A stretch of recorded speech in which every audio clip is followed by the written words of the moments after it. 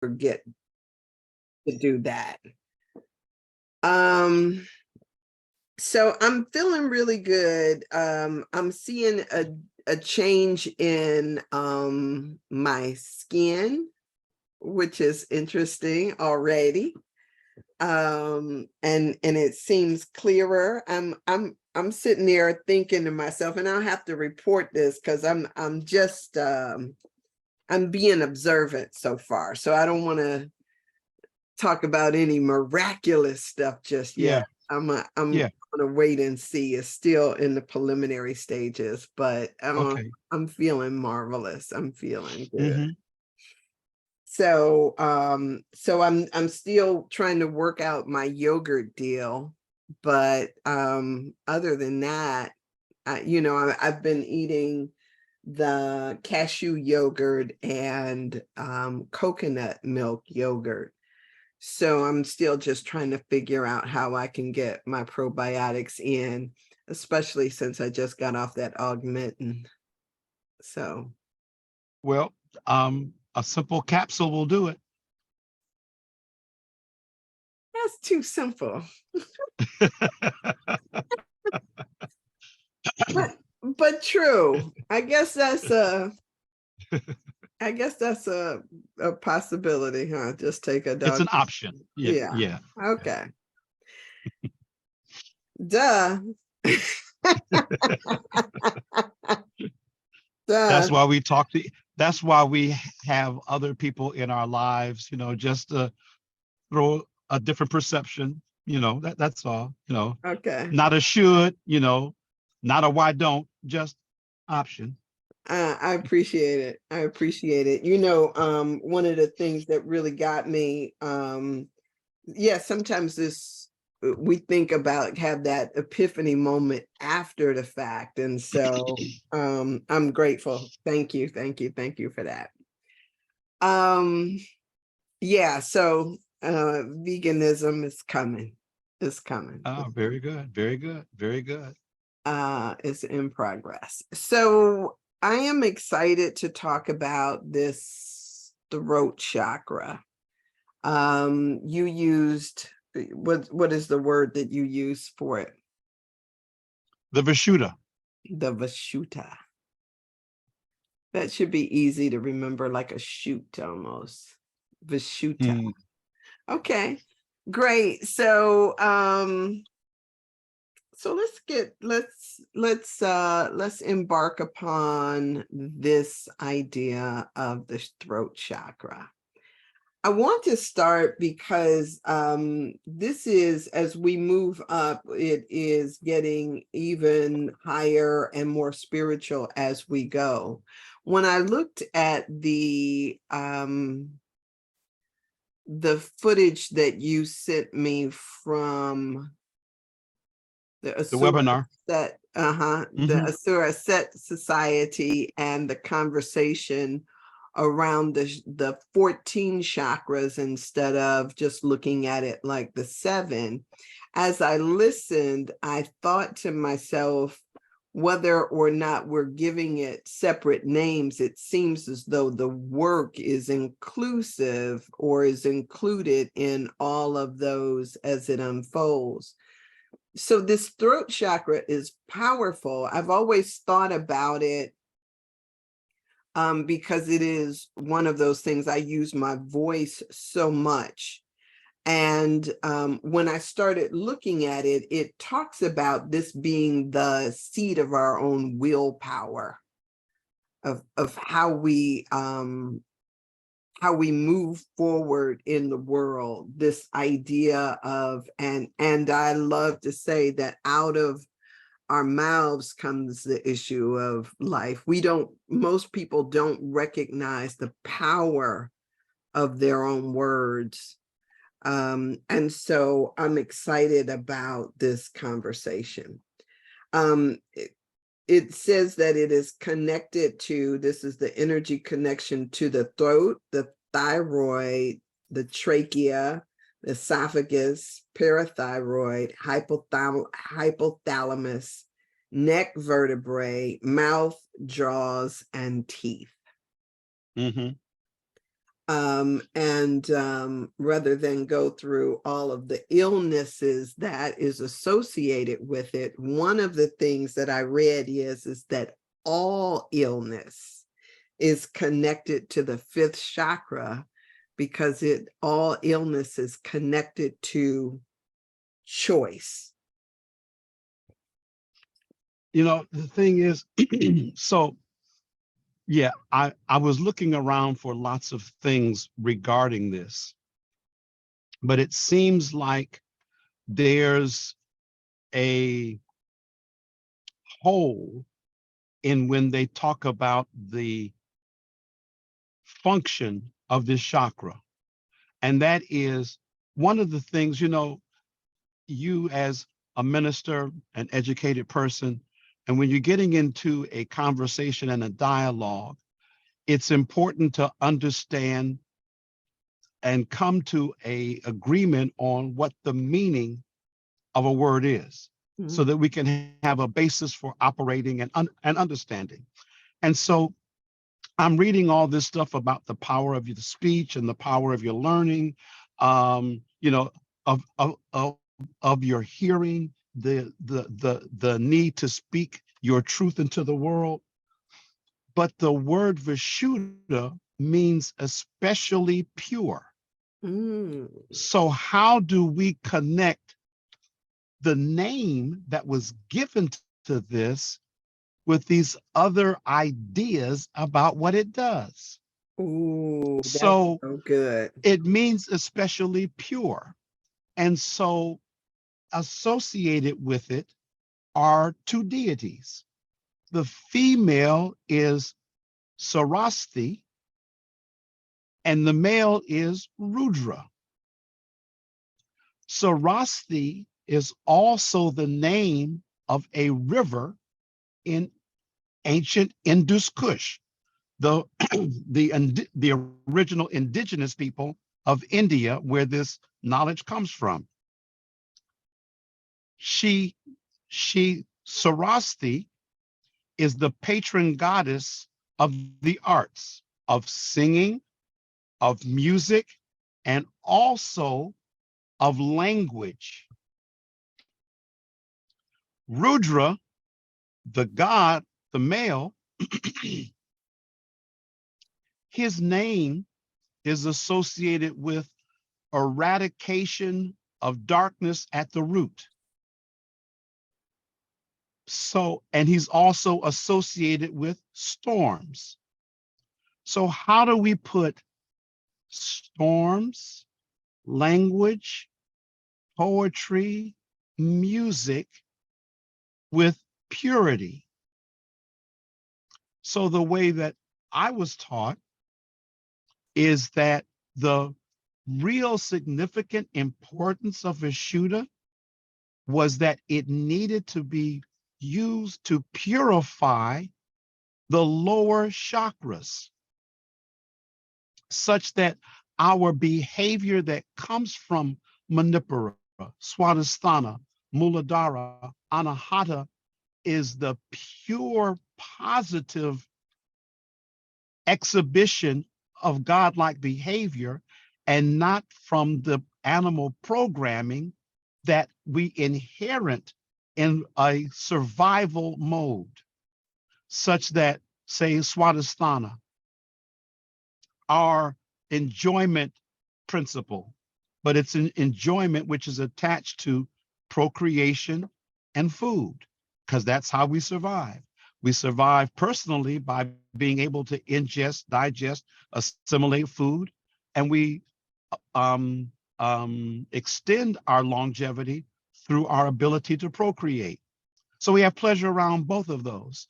However, if we have an impure swanasthana, we may be led down a road to promiscuity or sexual violence, or the ingestion of abomination of foods, i.e. the Las Vegas restaurant that sells the heart attack burgers. So without the input of Vishuddha to purify the others, then our behavior is still controlled by the lower part of our being. And so, though I agree with all of the other things that I was reading, its importance in speaking and empowerment and learning, but the name itself tells us what its true function is, and that's purification. That is so good. I want to, like, there's this part of me that just wants to do an applause right quick. So I got up to grab my yamas and niyamas book, and I am on Sucha, I think which is one of the first of the niyamas, I do believe. And this is all about purifying. And it talks about this idea of how we go about purifying. And it goes through and it talks about just even in our spirit, but also with this fifth chakra. While it says that all illness and all of that is connected to the willpower, one of the things that it says too is that the power comes in this power of confession, that we purify our spirit through confession. And so it is so interesting, everything that you have pointed out to us, because this is like right thought, right speech, right action, all of these things, but it all comes back to what using the, how do I want to say this? Using the power of our speech to make the corrections in our life. How do we correct? How do we go through forgiveness? How do we right ourselves? How do we make sure that our words and our thoughts are pure? This is so powerful. One of the things that it talked about in our spiritual development is that when we come into this thing as young folks, youngsters, children, we're brought in up in the tribal mindset that is thinking that we don't have any control over our own lives, our own choices. We're born into a system. Then we get to a point in our development where we become our own boss. Nobody is the boss over us, but then we learn how to boss ourselves. And at a certain point, it says that we come to realize that it's really not others' will or our own will, but rather that we're walking in the will of God or the will of spirit. That's right. That's right. And so until we get to that point, we're still in this struggle for control over our lives. And so when I thought about all of this, a lot of times what happens is we don't get to that point because we haven't first purified ourselves so that we can then open up to this greater awareness that is possible. I remember a time when, and this is funny, Dr. Brown, because I think part of the shift that I made is I needed to trust myself and my own word. And it wasn't about me not lying to somebody else. Sometimes I was lying to me. Right. That's right. I remember going on a job interview, and I don't know how old I was. I was probably in my, I don't know, maybe I was in my 30s, but I went on this job interview, and this woman looks at me point blank and she says, "Do you think you can be here at 7 a.m. every day?" And I looked back at her and I said, "No, I don't." I told her, I said, "No, I do not." And it felt so good to actually speak the truth. and say what it was without necessarily looking at it like wanting to be accepted or wanting to be chosen. There was a certain loyalty that I needed to have to myself. And I think it was that instance that I started saying, I need to honor my own word. The heck with what somebody else thinks about it. If I don't honor my truth, then nobody else will. But here's the other aspect of that, right? That is the first start to putting mind, body, and spirit in unity. But to your previous point, what you said was, I'm walking in the will of God. Mm-hmm. I am submitting my will to the will of God. So it's not going to be, is this my truth? Is this God's truth speaking to me? Because I may have to change my thought about this. Mm. You know, it's like this is what comes to my mind. This is what I think and I believe. However, if I have not opened up the other higher aspects of my being, all of this is coming from the lower part of my being.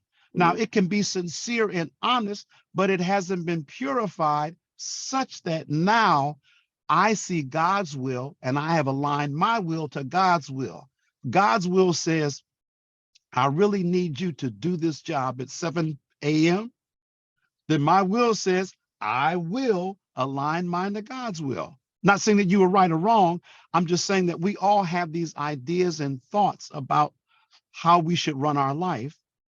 But for a good part of us, we have blind spots because the lower chakras, they are 600 million years old. They have primacy in driving our behavior. It's how we've been alive as a species.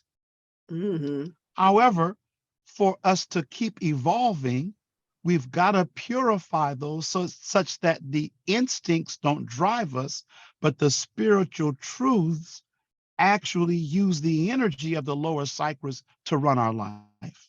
But it's informed by the higher powers.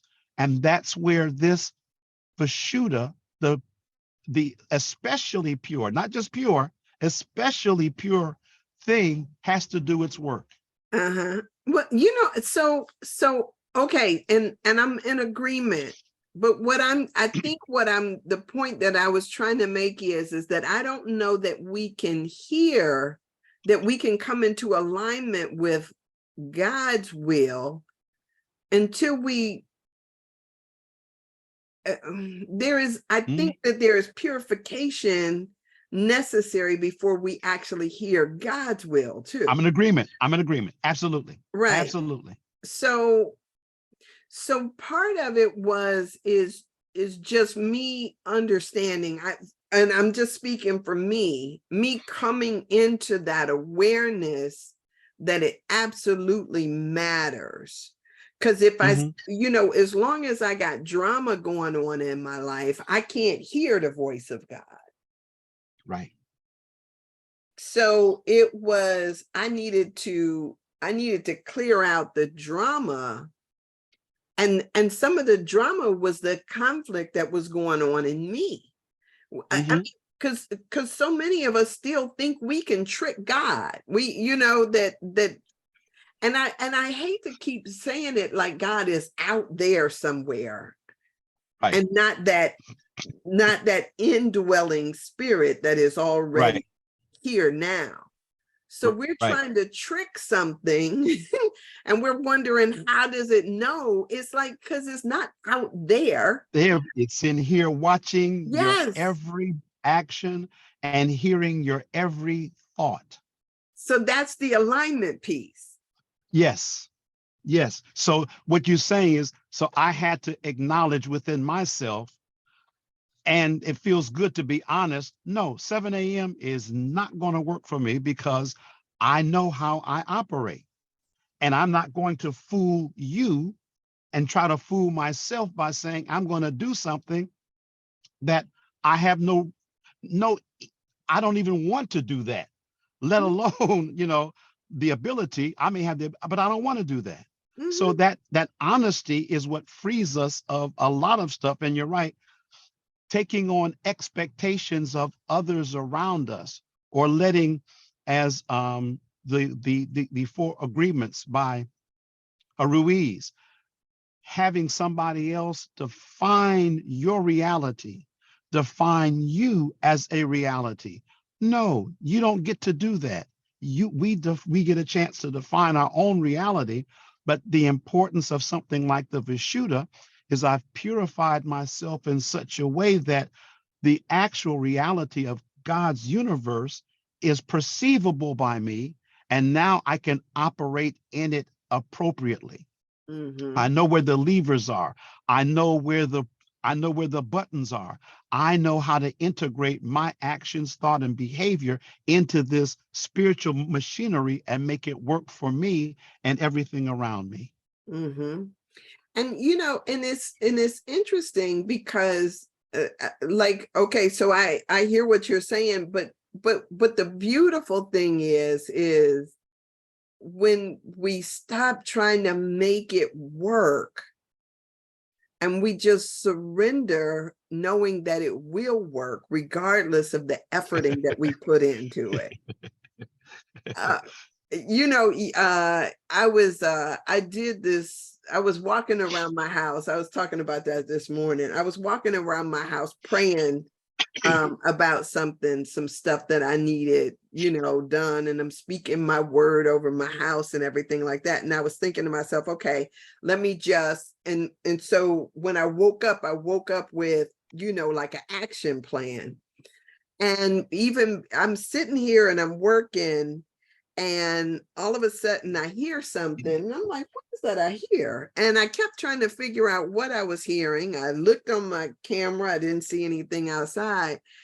And when I go out on the porch, finally, there's a guy that's out there, one of my neighbors, and he's like, hey, you got any work I can do? And I'm thinking like God is so good. Like barely do I get the words out of my mouth before there's a knock at my door saying, you got something that I could do. I, Yeah, I I agree with the idea of being in alignment makes things effortless. oh my gosh. Some people, I've I've heard this spoken about, is that spiritual power is not overwhelming force. Mhm. Spiritual power is unopposed force. Mm. There's nothing to resist what comes from God. Oh, that's so good. That's So so. when you're operating with that alignment, yes, it becomes effortless. Mhm. So here's a something else that I found interesting about this. One of the things that I read is that we are everywhere that our thoughts are. We are everywhere that our thoughts are. So can Yeah, you imagine how often we invest our energy? We we send it out into other places. We think about other things. I don't know. Did you watch the Republican debate? I did not watch it, but I caught some clips of it Uh-huh. this morning. Hmm. If you could think about how many people invest energy into good or bad, it's as if we send our spirit out into other things and other places. And if we are always investing our energy by our attention into things, are we making good investments that will have a good return? The Okay, I find that to be an easy answer. It's no. Why? Why? And the reason that I say that is, in Chinese medicine, You are born with a certain amount of chi. Mm. It's prenatal chi, comes from your parents. It's located in your kidneys. Then you get chi from what you ingest, food-wise, liquid-wise. As you get older, the prenatal chi starts to drop, hence the need to do energetic work, whether it's yoga, Qigong, Tai Chi, aerobics. You've got to do work to keep this energy level high. Now, as you get older, so when you're young, you have this abundance. So as we had spoken about before, sometimes when we're young, you can go out and hang out until 5, 6 o'clock in the morning, knowing you have to be at work at 8, get home, change clothes, take a shower, and go to work and still manage to get through the other day. Mm-hmm. That's at 25. That's at 28. At 50, if I stay up, if I can, until 6 a.m. without sleep, the next day is a write-off. So as we get older, if your attention is all willy-nilly, you're thinking about people who are not thinking about you at all. You're thinking about past hurts. You're thinking about past things that you still have emotional energy invested in, but they're long gone. But something comes up. I remember when so-and-so did this to me, and you feel the same feeling all over. That is chi that you're just throwing out, as opposed to keeping your thoughts collected, keeping your focus on the now, keeping your joy going, and keeping your vitality high, such that when you're out and about, bacteria, viruses come your way, you don't get sick all the time. You're in a crowd of people and you pick up some energy of some sadness, your mood doesn't drop down all the time. Why? Because I'm managing my chi. And you're right, your chi goes where your attention goes. Again, back to what we were talking about, surveillance capitalism, and how we have all these electronic devices to trap our attention. It takes our energy, it keeps us devitalized, and then all the other things that they want to sell us, do to us, et cetera, we are falling prey to because our chi level is low. Mm-hmm. Yeah. And so this figuring out, making a choice to where we place our attention, because we're Yeah. always at choice, where we place our attention matters. And Yes. so this is and so this idea, these ideas around here is so important. So developing an awareness of, just if we're talking about this from a especially pure place, developing an awareness of how to keep our heart, our mind, our words pure is the work to do. And No, so we, confession helps us yeah, go ahead. purify that process. It's part of the process. Well, the confession is the acknowledgement to myself, and sometimes it even helps to declare it publicly, the acknowledgement of my failings, my shortcomings, but not with the idea of just saying that. It's with the idea, now that I recognize this, I am now committed to doing something about it. It's not that I'm going to go confess and then repeat the same behavior Mm-hmm. or thought process again and again and again. You know, Mm-hmm. it is about acknowledging my shortcomings so that I'm recognizing them and I'm going to work on improving them Mm-hmm. and eradicate and doing Ruja, eradicating them at the root. Oh, that's good. That's good. That's good. So when when I talk about confession, because I'm not Catholic, but when I probably use this my voice to talk about or to speak about the issues that come up for me, because it is through talking that I get to observe what it is that I'm thinking. And the same thing Right, sometimes with right, writing. right. People who journal are able to do the same type of thing. There is a power in putting it out into the ethers, that whether and sometimes I've talked to complete strangers, or I just talk, because it is something that once it comes out, it comes up. There is this process, just like when you talk about um an infection and needing to take out the pus or take out something else so the medicine will have an effect. It'll, so that we can, affect a change without fighting up against something that is going in the other direction.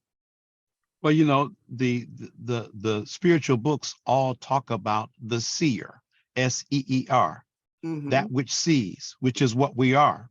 So of course, then it makes sense then, if you're writing it out, if you're speaking it, then the part of you that sees, I can see it better. Now it's not hidden, it's not still inside of me. I've got it in front of me. I can do something about it. Hmm. What is that statement? We're as sick as our secrets, or something like that. There you Yeah, go. because a lot of times people are we hold it in, thinking that if nobody knows, or if no, if it never sees the light of day, that somehow it doesn't inform. But that is part of the disease process. Absolutely, because if it is a belief, opinion, or a thought or an emotion that is not in alignment with universal truth, then it is antithetical to our well-being. So if you keep it on the inside, it's going to act like, what we had talked about before, the book I had talked about, Ki Platonov, the word as a therapeutic and physiological factor.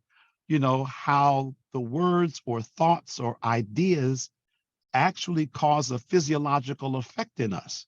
So if I walk around with the idea that I really hate this person, and every time I hear their name or see them or think about them, this hate comes up inside of me. Well, that hate is there. And so whether or not you bring it up with a thought or idea, it's still there. So it is there eating at you. It is there poisoning your whole system, such that eventually expect something wrong to happen.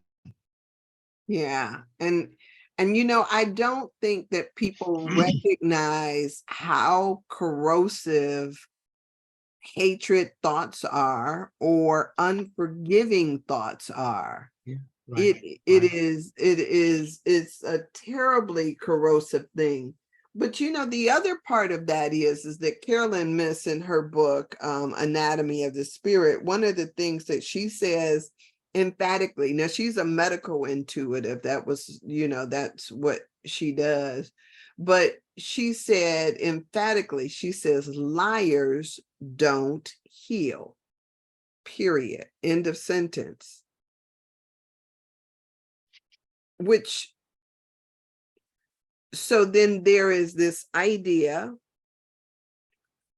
purification of your spirit. If you're serious about healing, then the work is not just to go and take a pill, not just to go and walk, you know, for 3 hours a day. There is something more that has to be done on a spiritual level, not just, doctor, here's my stuff, tell me what to do. There is that purification that is necessary. Again, and that's the difference between Ayurvedic, traditional Chinese medicine, traditional African medicine, and Western medicine. Western medicine is going to deal with the molecules and the atoms of the organs. It's not going to do with the energy that made the atoms and the molecules of the cells of the organs dysfunctional. And a lot of this energy, as we had said, our thoughts and our feelings are the sources for that dysfunctional, unharmonic energy. And so, yes, you can temporarily fix something. You know, it's like patching up our 24-year-old inner city young man who was a victim of gun violence, but who himself is a gang member. So you can fix the bullet wound. But if you haven't worked on changing the mindset of a young man that feels I need to go armed every place I go, and I don't take any disrespect at all without an act of violence, you're not going to, you're patching this person up to put them back into the war to get shot again or to shoot somebody. Mm-hmm. Yeah. This has been good. This has been good. I think this is good. Thank you for Vishuddha, especially pure. Well, you started this. Well, no, I look, I feel like when you throw the topic out there and I hold on. This is really good. I just, one of the things that I got from out of the Asura set, I'm not quite sure of how to say Amen. Amen. They were calling him something different during Yeah. the thing. He was just talking about the intention and what our intention is. And if we are, it's one thing to talk about this idea of helping somebody grow. But if you aren't, you can sit there and talk about, I'm going to help you make money. I'm going to help you do this. I'm going to help you do that. He says, but if you're not about their spiritual growth, you're not about them. Yeah. So Right. it is, Because we have this truism that we're not physical beings having a spiritual experience. We're spiritual beings having a physical experience. Well, if you take that truism as a conviction, then everything that's done on the physical plane has a spiritual meaning and origin. So if you're talking about success, then that means you have to deal with the spiritual side of what success looks like. And it never looks like me overall. It always looks like us, because there is only oneness in the universe.